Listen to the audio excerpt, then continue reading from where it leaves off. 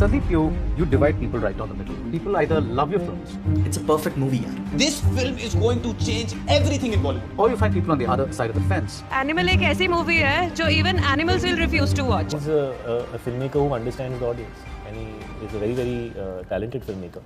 और I mean, हम जो फिल्मों में करते हैं वो आम जिंदगी में ये लोगों का assumption ऐसा एक्चुअली नहीं होता है, लेकिन हर फिल्म मेकर का अपना एक स्टाइल होता है फिल्म बनाने का, उनकी अपनी एक इंटरप्रिटेशन होती है सीन्स की, और वो ऑडियंस के लिए फिल्म बनाते हैं, और जो ऑडियंस उनकी फिल्म देखती है वो उससे कनेक्ट करती है. Credit we must give to Sandeep. No, absolutely. Sandeep has written each character, even if it's a small role or a big role, with so much of complexity. उसको इतना real बनाया ना. We are just lucky to be part of Sandeep. And then his instinct for casting. Yeah. He could have gone to anybody else for Bobby's role. He could have gone anybody for Ranbir's role. He was coming back up, giving a blockbuster. He could have taken anybody for my role. Anybody would have done it. But he was convinced. He's casted Bale Chopra. He's casted Shakti Kapoor. He's casted Suresh Oberoi. And they are, look at their faces, yeah. See the faces. There's so much warmth. There's so much warmth. ऐसी पिक्चरें पास होती आती हैं जो हमारे समाज के लिए बीमारी है. मेरा मानना है कि एक ऐसा क्रिंज फेस्ट जो हमारे समाज के लिए कैंसर है. Yeah, keep heading. हर फिल्म मेकर की कहानी स्ट्रगल से शुरू होती है, लेकिन कुछ लोग स्ट्रगल से निकलकर सेफ गेम खेलते हैं और कुछ लोग पूरे सिस्टम को ही चैलेंज कर देते हैं. ये कहानी है एक ऐसे डायरेक्टर की जिसे लोग या तो जीनियस बोलते हैं या dangerous. Welcome to core fusion. स्वागत है आपका कोर फ्यूजन के एक और नए वीडियो में.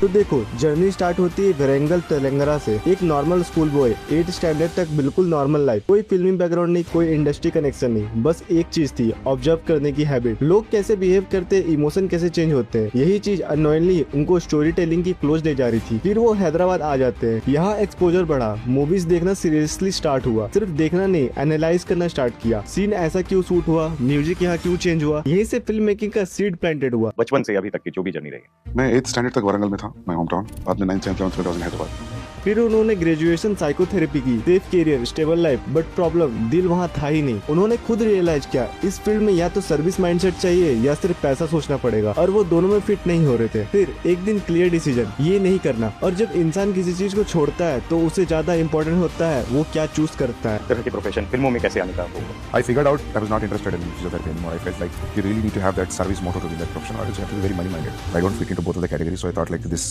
is not happening anymore. What I realized when I lost interest in physiotherapy, what I realized is films में बहुत ज्यादा टाइम स्पेंड किया, बहुत इंटरेस्ट है, सो कोई और प्रोफेशन नजर नहीं आया मुझे. एक फोटोग्राफी है और एक story telling. Photography, lensing, video, this was there from beginning, so that transformed into story telling. So that's how I thought like I should no more be into physiotherapy and I should enter into films.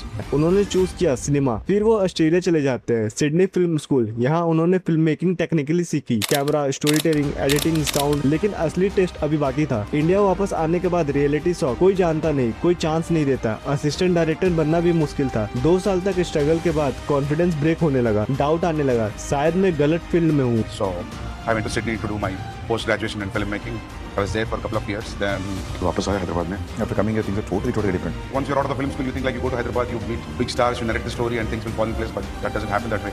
फिर इसी dark phase में एक story लिखनी start हुई. अर्जुन रेड्डी, एक ऐसा character जो perfect नहीं है, एंग्री है, ब्रोकन है, रियल है, और यही रिस्क था. प्रोड्यूसर का रिएक्शन, हीरो ऐसा नहीं होता, स्टोरी चेंज करो. लेकिन वांगा ने रिफ्यूज कर दिया. उनका बिलीफ सिंपल था, या तो ओरिजिनल बनेगी या बनेगी ही नहीं. फाइनली फैमिली आई सपोर्ट में. फादर और ब्रदर ने अपनी प्रॉपर्टी बेच दी सिर्फ एक फिल्म के लिए. ये सिर्फ इन्वेस्टमेंट नहीं था, पूरी लाइफ का रिस्क था. फिर शूट के टाइम प्रॉब्लम्स हुई, rain delays, technical issues, financial pressure, हर दिन एक न्यू प्रॉब्लम. लेकिन फिल्म कंप्लीट हुई. It went like 9 months and I started writing this Arjun Reddy. See, Arjun Reddy, you don't know whether it's going to happen. You don't know whether somebody's going to put money on. But I was very aware that I want this film to be my first film. After you try and meet people and nothing is happening for a long time, the confidence of that you're going to make this film for sure will be fluctuating thought. It took me 2 years for me to complete the story.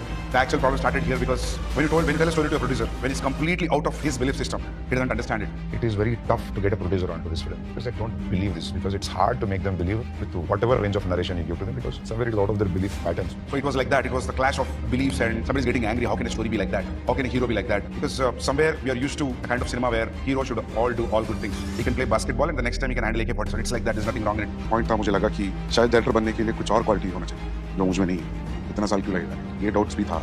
Like I might have thought like 120 times, maybe I'm in the wrong place.